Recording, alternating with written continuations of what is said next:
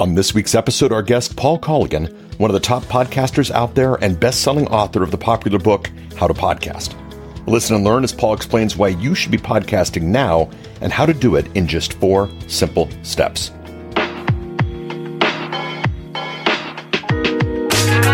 Hi, everyone. Today is our first webinar interview, and we are so lucky to have Paul Colligan, a podcast expert, on with us today. And we're going to be sharing with you strategies, tools, tips, and how you can outsource your podcast. Paul is a close friend. We're both part of Genius Network.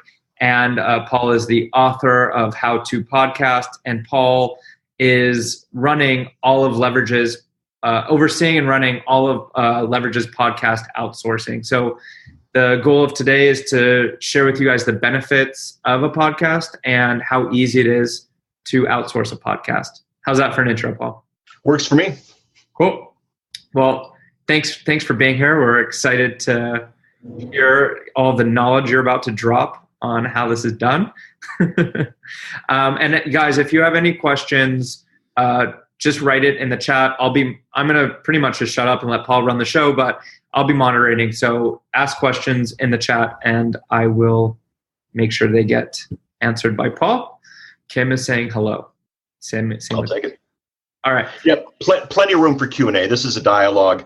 I get to do podcasting presentations all the time, but what's neat is an audience who knows the value of outsourcing, who's looking to how to outsource strategically is a lot of fun. And when Nick asked me to come on board and help out with his group's outsourcing, I thought, yeah, let's do this. So I prepared some slides. Most people don't even realize they can outsource a podcast. Exactly. Just like they don't think they can outsource a book. So show us the magic. Show us the way. How can you outsource a podcast? Exactly.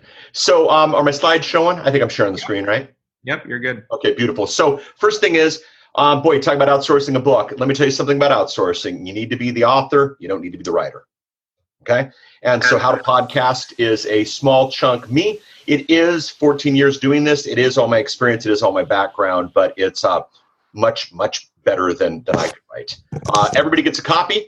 #1 best-selling Amazon book, and check your email for it. Nick did that. So thank you, Nick. You could applaud Nick for that. Who am I? Quick synopsis, 5 books on podcasting. One of them actually came out before the iPhone did. And it's really funny because it's still for sale. And there's a week goes by where I don't get an email from somebody who says, Paul, I love your vision for podcasting. It makes sense for business. Thank you so much for this. But you don't mention the iPhone. And it's really funny because, if you look at the copyright date, it's really obvious why I didn't mention the iPhone. Been doing this for 14 years. I've been able to get 3 of our clients into the top 10 of all of iTunes. I was able to get one of them into #1 of all of iTunes. We'll be chatting a little bit about that. My clients have seen tens of millions of downloads.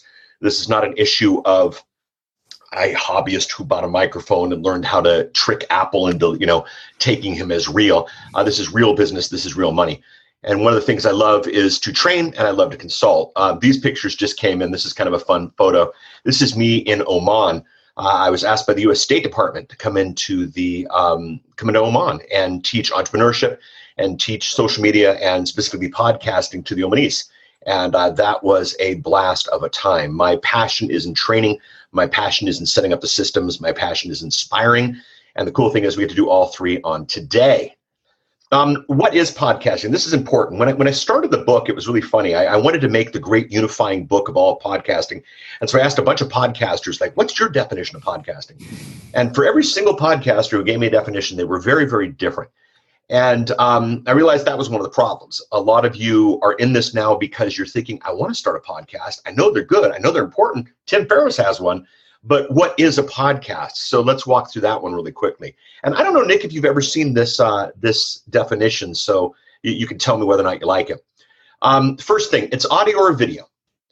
You can do a video podcast, and video podcasts are coming very, very, very quickly. Video podcasts, the Amazon Alexa. I have one in the room. If I said her name out loud, she'd start talking back, and that always makes for an awkward webinar. But the video version, people are now waking up in the morning to their news, including the Jimmy Fallon monologue for the night before. Why can't it be a video update from you?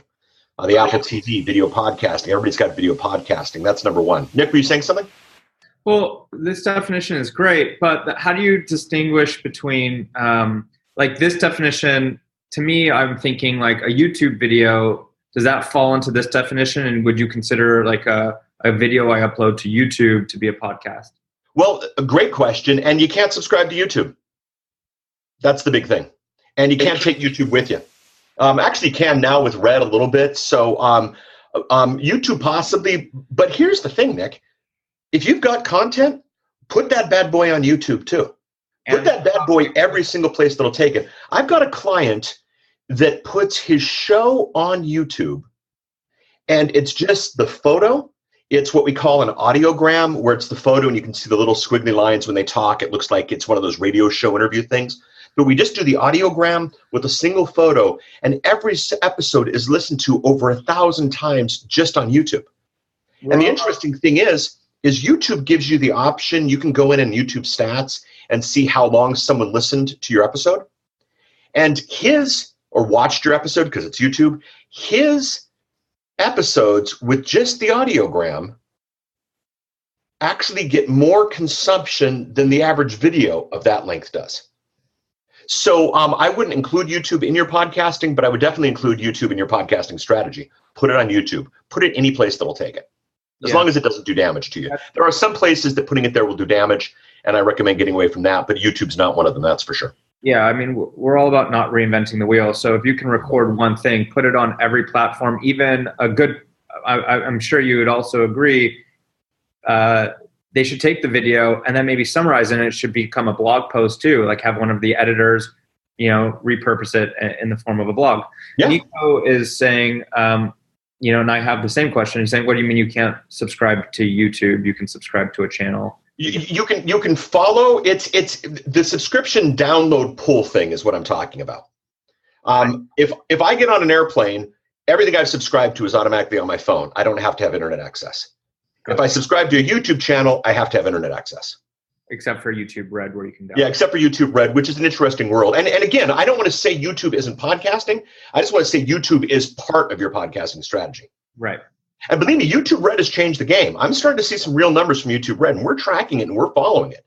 But I'm just saying it's not the only thing. Don't think because you're on YouTube, you don't want to be a podcast. And don't think because you're a podcast, you don't want to be on YouTube. You want to be everywhere. Gotcha. Thanks for the question, Nico. Yeah, thank you, Nico. So audio or video made available online for easy on-demand consumption. That's the typical go to the website, click play. A lot of people think, and by the way, subscriber numbers, even YouTube, especially for any market that buys things, is pretty low.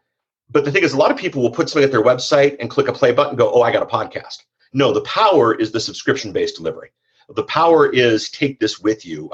We're all connected these days, and maybe that's not as important, the connectivity part, as it was.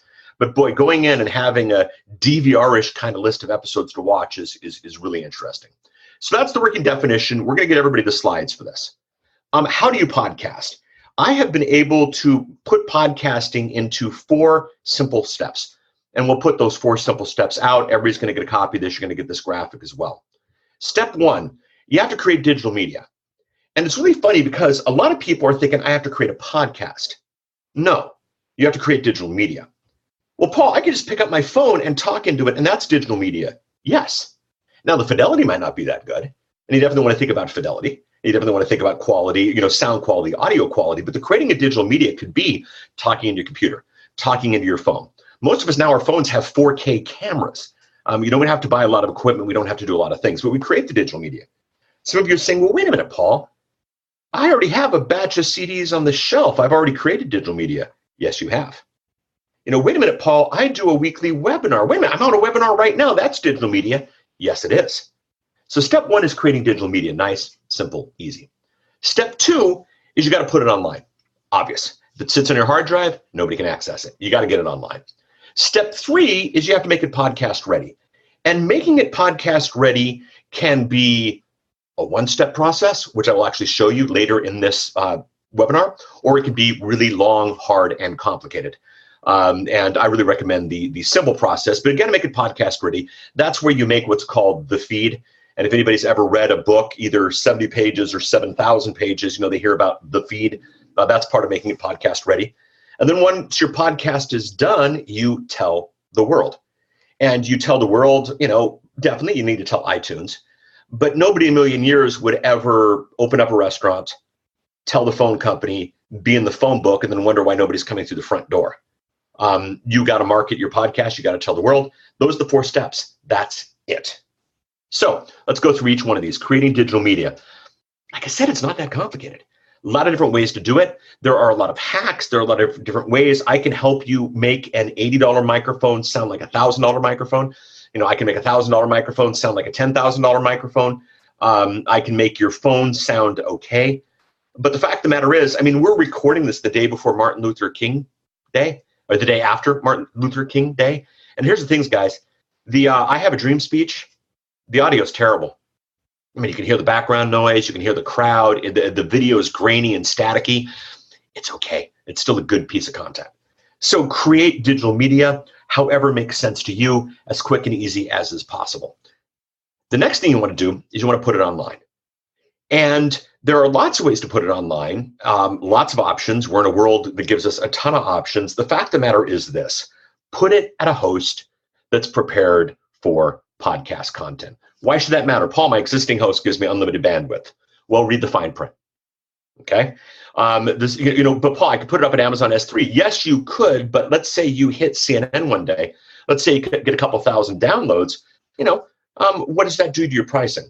Paul, I can just run my own web server. Sure, you can. But the prices these days, put online with somebody who's really good at doing it. The third thing you want to do is you want to make it podcast ready. And you really got 2 options in this world. You can either work for the computer or the computer can work for you. When the computer works for you, you're a good business person. When you work for the computer, it's bad sci-fi. There are lots of ways to make a feed. I recommend services and products and experts. Writing a feed is something that you should never do any more than you should write something in PostScript, which is the language your printer speaks. We go to Word, we click the button, Word makes PostScript for our printer. We make our content, we click a button, our system should make the feed for the podcast. We don't need to do the work. When we do, it's a really bad idea. And then the last step is tell the world.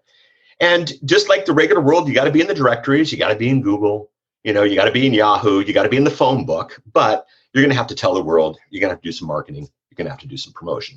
So those are the 4 steps. And that's really it. That's really all podcasting is. And what's interesting is a number of you at the end of this are going to go, well, crap, that and the book, and I'm ready to go. And if that and the book and you're ready to go, welcome, friend to Leverage. We appreciate what you're doing. Enjoy. You can actually hang up at this point.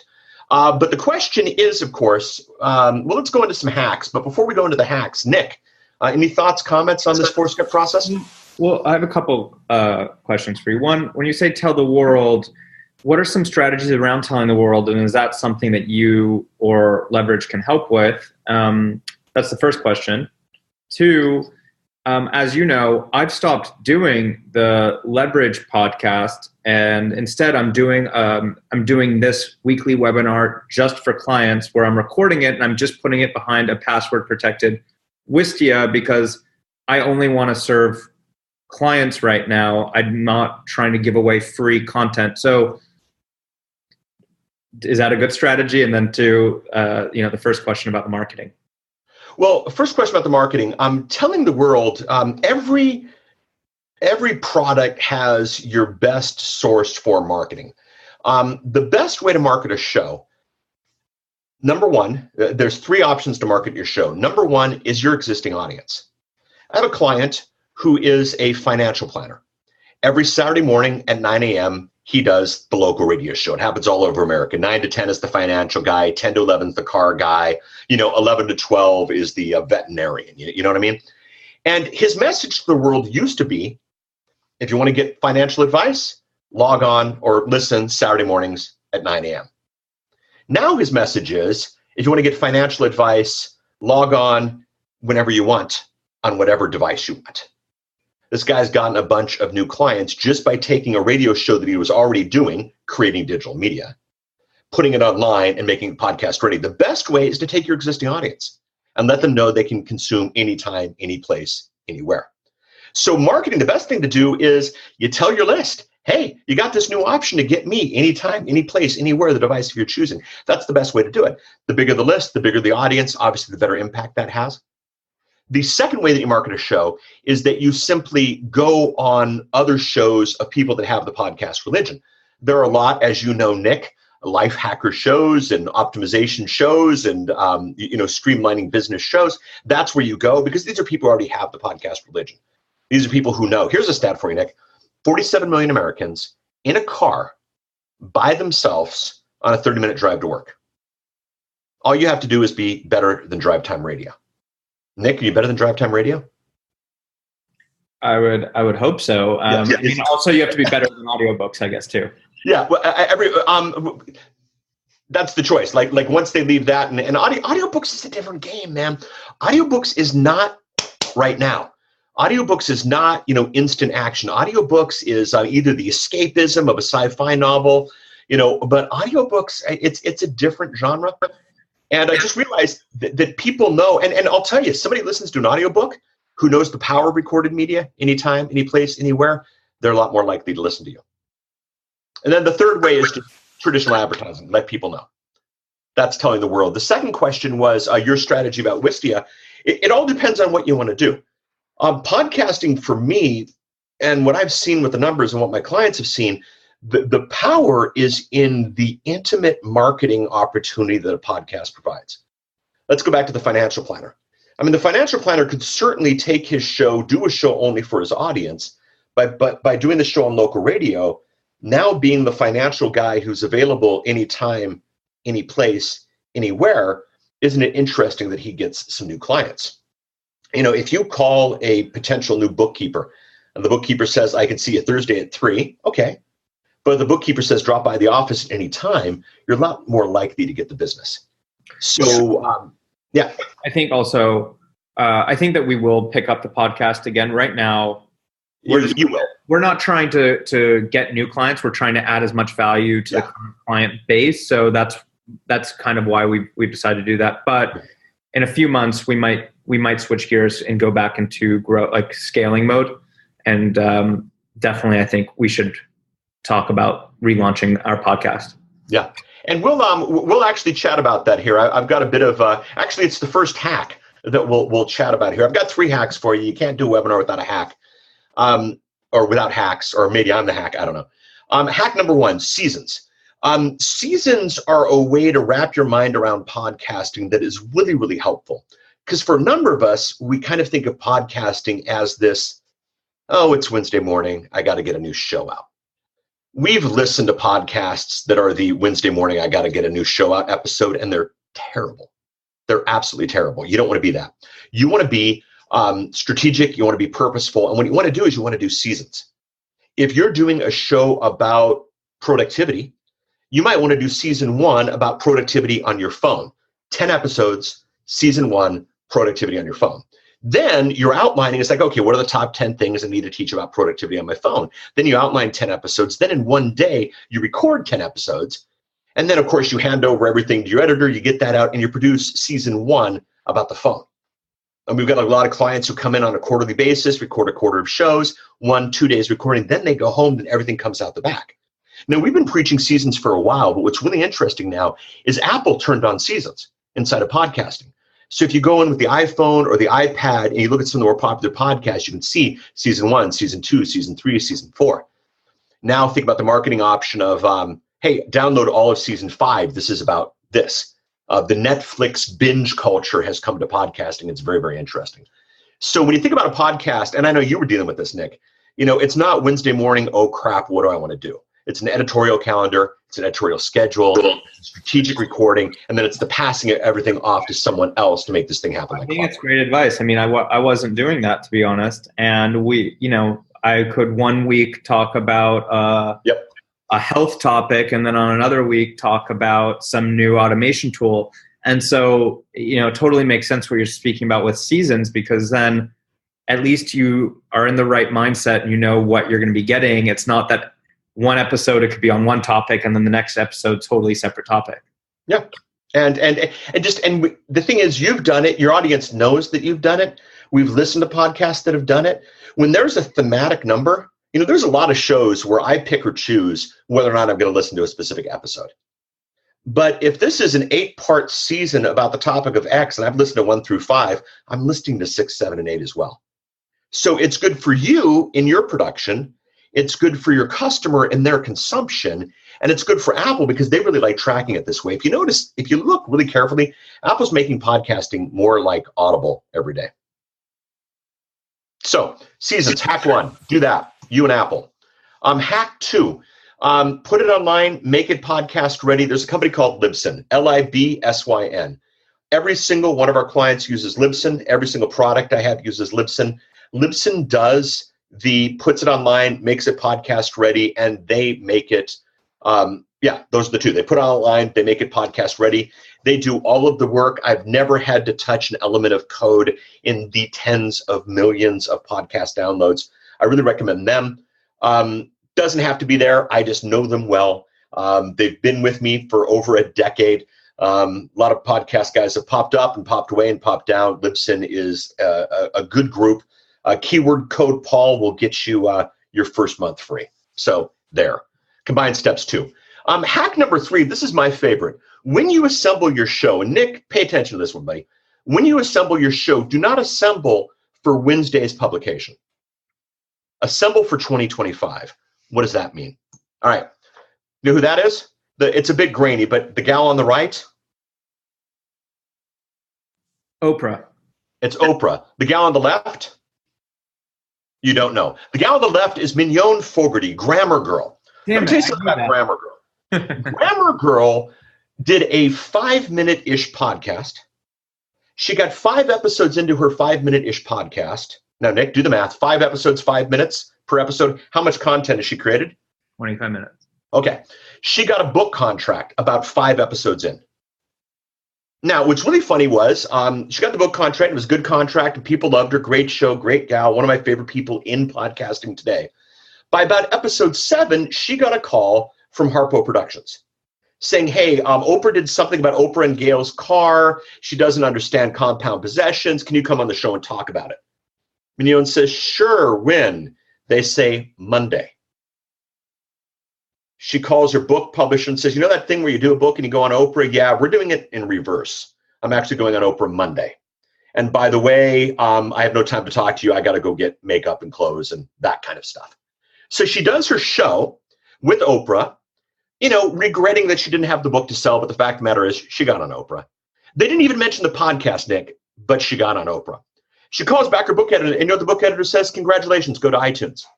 What do you mean go to iTunes? Go to audiobooks. What do you mean go to audiobooks? I don't have an audiobook. Number 1 audiobook at iTunes was Grammar Girl's Quick and Dirty Tips to Clean Up Your Writing. Well, wait a minute. Where did they get the audiobook from? The team took the podcast because it was recorded high quality, because the projects were kept, because all this was put together, they went in and they edited everything they had on file and they made a quick audiobook for her. Now, you'll notice here on the screen, that book came out March 23rd, 2007. If you look at her Wikipedia entry, which I have here for you, you'll notice that her episode appeared on March 26th. Mignon never thought she was recording an audiobook. Mignon never thought she was going to be recording the number 1 audiobook at iTunes. She was just creating great content. There are a lot of podcasters that create just for the podcast who don't think long-term, who don't think about having a good editor behind them, who don't think about having this assembly behind them. Bam, she had a book. And Nick, this book is still for sale. Didn't Tim Ferriss do the same thing with Tools of Titans? He basically took all of his podcasts and then compiled a book out of it? Yeah, Tim went backwards. Tim took the audio from the interviews and built the book. But yeah, this is fantastic. And again, Tim is also a great one. Tim provides a good system. Tim has a good editor. Tim is not there editing the thing himself. They're keeping the archives, they're creating the content, and they are, like I said, they're assembling for 2025. They're not assembling for the, oh crap, I have an episode I have to get out on Wednesday. Okay? Hack number 3, assemble for 2025. So the question is, should you outsource it? Now, I go to all sorts of, look at my hair, doing some fun stuff there. That is just fantastic. Should you outsource your show? A lot of people are like, this is you. This is your passion. This is who you are. It would be impure. It would be improper to outsource your podcast. Well, the fact of the matter is, if it is who you are, and it is your thoughts, Obviously, getting out someone else to portray you on TV or that type of thing maybe isn't the best idea. But instead of, I got to figure out the show, I got to do the research, I got to do the production, I got to do the editing, I got to do the publishing, I got to keep the archives, I got to do all these things. What if you produced the stuff that was uniquely you and handed something over to everyone else? Should you outsource it? Yes. I mean, obviously, that's it. That's the show here, if you will. So how do you outsource it? Let's go back through the 4 steps of the podcast. In the creation of digital media, you need to outsource the assembly. What does that mean? Lots of options for creating your content. Set up a little mini recording studio, get some good sound, get a good microphone, record the content, put the content in a Dropbox, and then let the editor outsource the assembly. And the assembly can be anything from a very simple podcast where they take the intro, take the outro, take the 2 parts where you talked, clean up 1 cop in the middle, and get that out. Or the assembly could be voiceover people, commercials, music inserted, the whole NPR style, if you will. But if you just create the digital media and then outsource the assembly, you've now taken what used to be a 50-hour job and done it in 30 minutes. Right now, my show, The Podcast Report, I don't do anything but create the content. It goes in a Dropbox folder, team goes in, does everything else. The music is mixed, the audio is fixed. The commercials are added, the different segments are put together, and it's recorded in a project that is all done high quality, CD quality, offline, so that if one day Oprah calls and does the big Oprah podcasting episode, I will be ready for my audiobook on iTunes. But so you can create the digital media, one part, outsource the assembly of the project. Putting it online, just outsource the publishing. Once the assembly is done, the person who has created the project, the person who's created the MP3 or the MP4 file optimized for podcasting, let them put it online. You don't need to do that. Outsource the publishing, the process. When it comes to making it podcast ready, outsource the BTDT. I don't know if you use that term, Nick, internally, but BTDT is the been there, done that. You can either pick up, one of 6,000 books and pay 10,000 for some how to podcast course and get yourself a guru and do all those things, or you can just let someone who knows how to make it podcast ready make it. And we're both part of Genius Network. One common thing that we're always talking about is unique ability, and your unique ability is probably the content that is the podcast itself, not making show notes or some of these other things. Yeah. I don't even know what's all entailed with making a podcast, but the unique ability is probably 5% of the whole thing that's going into, or 20% of what is actually going into making a podcast. So yeah, it's a tiny part, and outsource the folk who know it. Outsource the folk who do it. It's just not that complicated. Making sense? Total sense. All right. We have so outsource the BTDT. That, by the way, you can use that at Leverage if you want, but outsource the BTDT. Now, here's what happens if you outsource the BTDT. So, past client, Brendan Bouchard. Brendan recorded a show. We put it online. We assembled it. We got it going. Then we told the world, and Brendan made it to #1 in all of iTunes. And as you can see, he made it #1 in all of Australia. Now, he only made it to #2 in Belgium, and we give him a hard time about that. There's somebody bigger than Brendan in Belgium.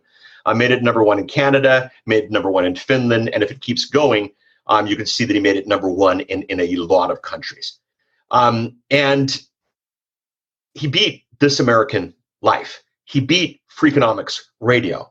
And he didn't do that because he studied all these things and practiced all these things and checked out all these things and read all these books and did all these courses and whatnot. He gave the BTDT to us. We said, do this, email this, send that out, do that. The BTDT was us, and now I got this from Brendan. I don't make any moves with my podcast without consulting Paul. He studied the stuff forever, knows the cutting edge in the space better than anyone. He's my podcast guru. When you make it podcast ready, you outsource the BTDT. I had no idea that you did Brendan's.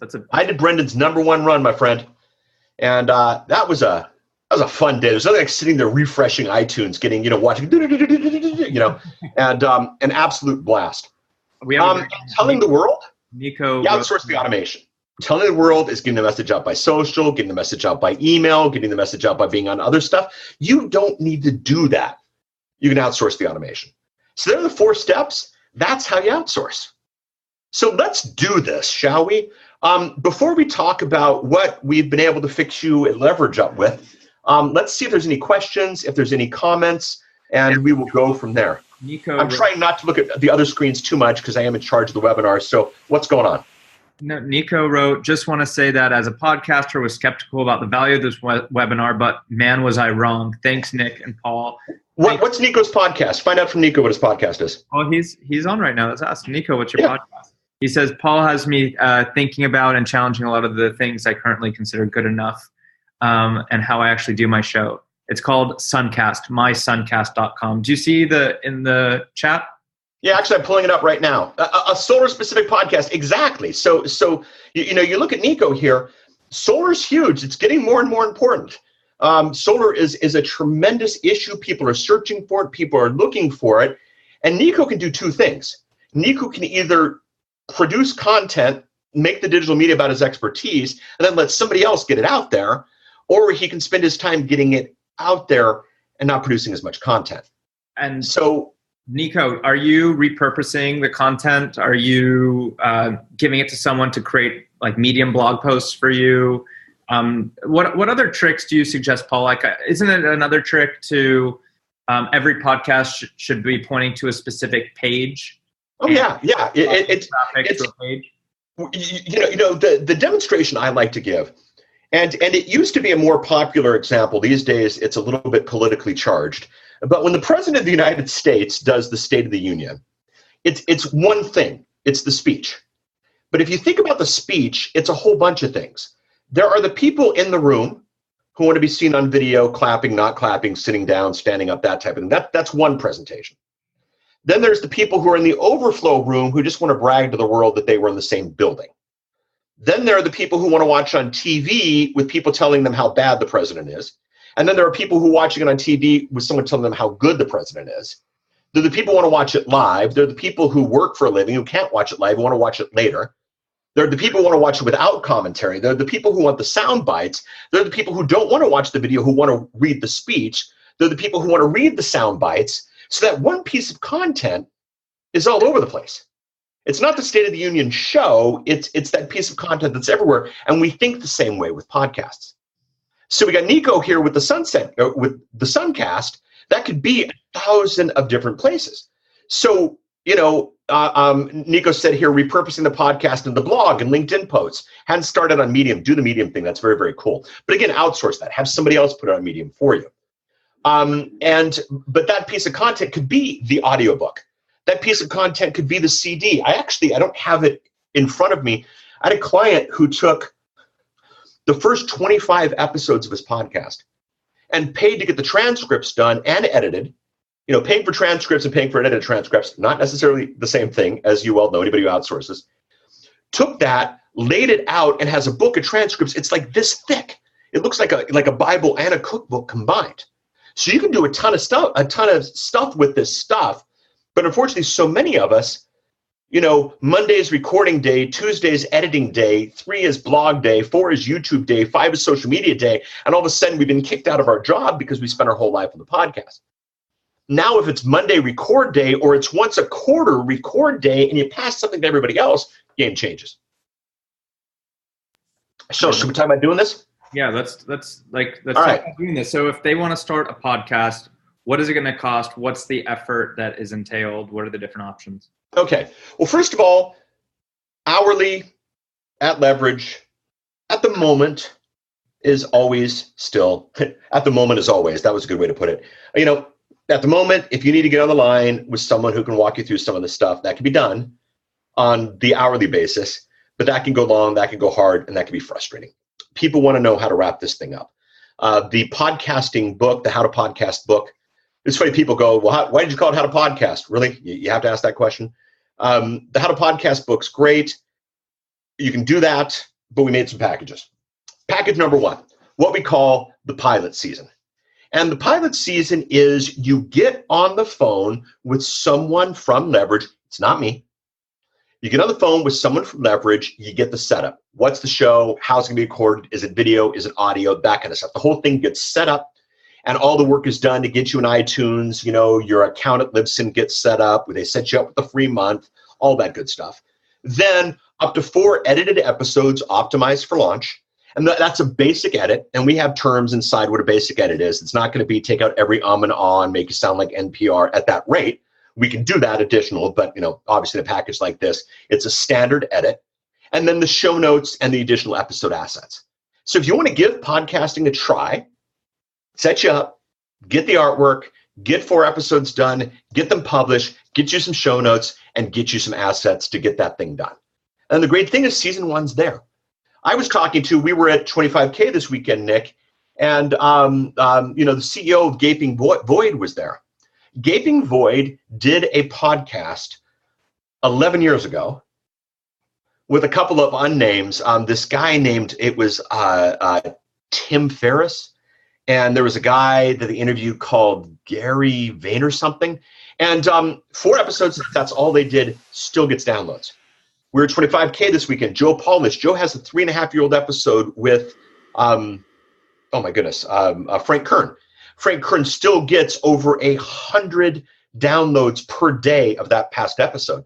So you could possibly do a pilot season, 4 topics, put that bad boy online, leave that there, never do anything else. It could still be a lead generator. It could still be that. So that's the pilot season. We like the pilot season model. It's an easy way to dip in. Now, Nico here had a question. Most of my episodes are interview. I struggled with deciding how I could repurpose these. I'm at episode 62. I get messages from people who say it's a great resource.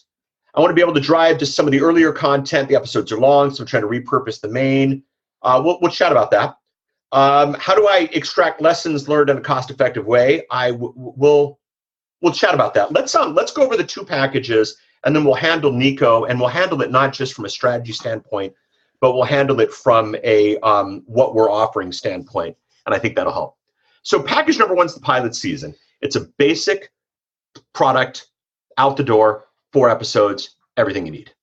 The next thing we've got is the full season, and the full season is the setup call. What kind of podcast, how it's going to be edited, when's it going to come out, those things. Up to 12 edited episodes optimized for launch. So the 12 get edited, and again, it's the basic edit. If you want the more advanced edit, we can set you up with that, but that's just not included with this price. The show notes and the additional episode assets are all there. The top 10 strategic directory submission. In the first basic one, we'll get you into iTunes. In the full season, we'll get you into the top 10 directories out there. And then when the 12 episodes, and again, if you only want to do 10, we'll spend more time and make that all work. It's up to 12. The idea is 12 is once a week is a season, a quarter long.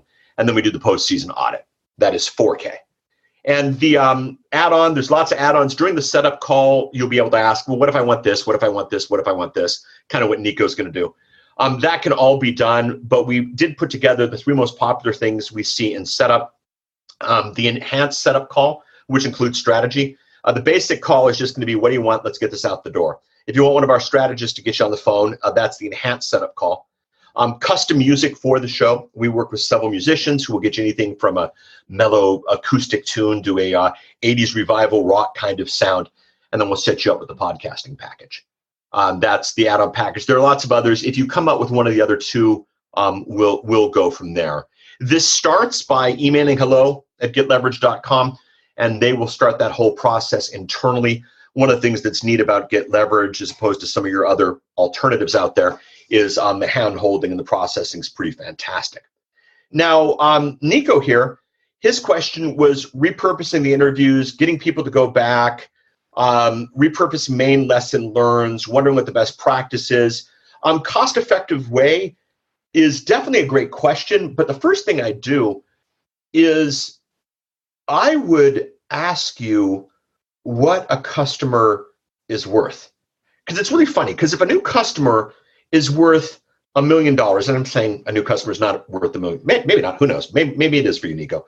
But if a new customer is worth 10K, and you've got something that's going to bring you new customers, you know what your budget is. If a new customer is worth 50K, you know what your budget is. And that's one way to work it. And you really want to think that way, because as cost effective as possible, do you want to get the job done or do you want to get new customers? I really don't care about getting the job done.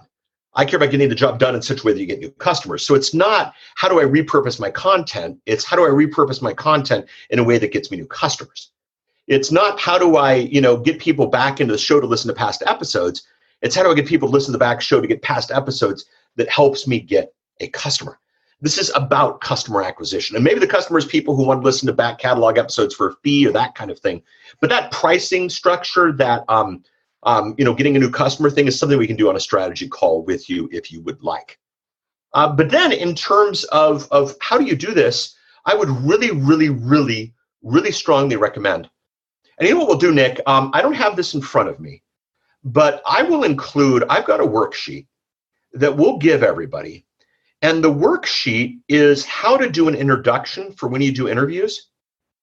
And if you do the interview the proper way, it will set that episode up for what the big lesson is. It will set that episode for where it's the benefit. It will set that episode up for how it will make them and you money. If you do that correctly, you'll be at a good place.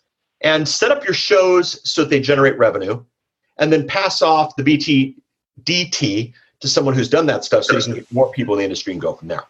That's great. So and I'll tell you right here, Nico says, good reframing. I don't do direct correlation to my show and customer acquisition.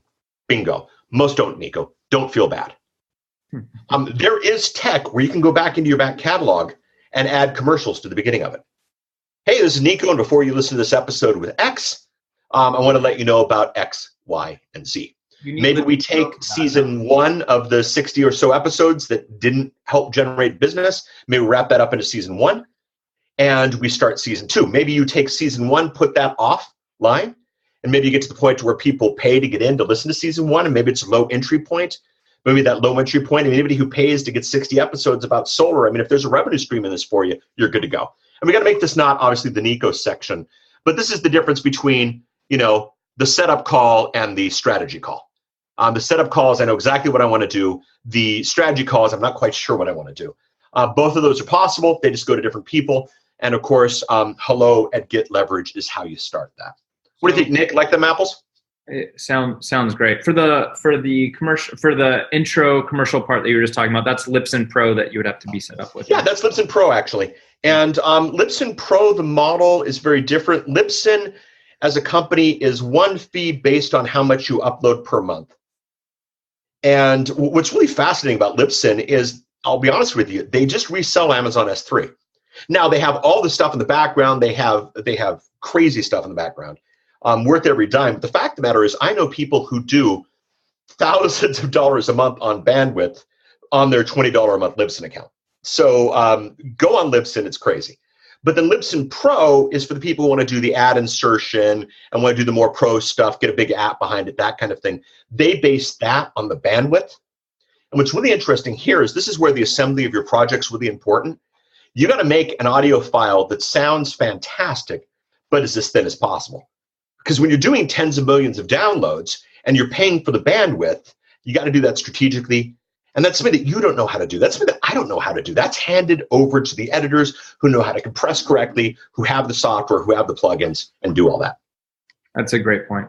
You want to do the same with, like, if you're building an iOS app, you don't want it to be so large when you submit it to the App Store because people don't want to be down. Yeah, exactly. You don't want to have video files that can't stream. You don't want to have thinning things is still good. Yes, our bandwidth is bleeding fast. But man, you don't want to get rejected from the App Store. You don't want people to stop you mid-download, and you certainly don't want to pay more than you need to for adding your ad inserts. This is such great information. There's one question Gary Dobbs asked. He wants to relaunch his podcast, but he has a $0 budget. He wants to earn revenue first to reinvest. What can he do if you have zero budget? Well, obviously zero budget. Hiring someone to help you out is not going to work, regardless of who it is that you hire out, because zero budget. There it is. We got the book, and everybody gets a copy of the book. And take a look at the book and go from there. I would look at people in your industry. I would see what they're doing to monetize. Just because someone has a podcast in your industry does not mean that they're monetizing it. Okay, so be very careful. Watch the other shows in your industry. Find out how people are monetizing them. Deconstruct it and do it yourself. But I'll tell you honestly, get a job working for Uber. Put some cash in your bucket and then pay for someone else to do this on the other side. Doing this yourself, is like building a house. or fixing the car, that kind of thing. They're just other people who do it better than you. Yeah. Or people do better than me. It's just teaming with the right people, getting the right leverage, and going from there. But the book will certainly get you the whole process of optimizing and getting a show ready. And everything in there is exactly the production process I recommend for my clients, exactly the production process that Nick the team's going to follow. So you got all that there. Enjoy the book and good luck. So what are people? So we're going to send a follow-up email. That's going to include a recording to this. It's going to include this presentation slideshow and a soft copy of the book. Yep. Awesome. It'll be the Kindle version of the book. Does anyone have any last-minute final questions for Paul or me Or Nico? or Nico? No, probably not Nico. All right. Well, Paul, thank you so much for all this. This is really valuable content, and this is going to go to our Wistia private library for the clients. So we'll be repurposing this in the future. Perfect.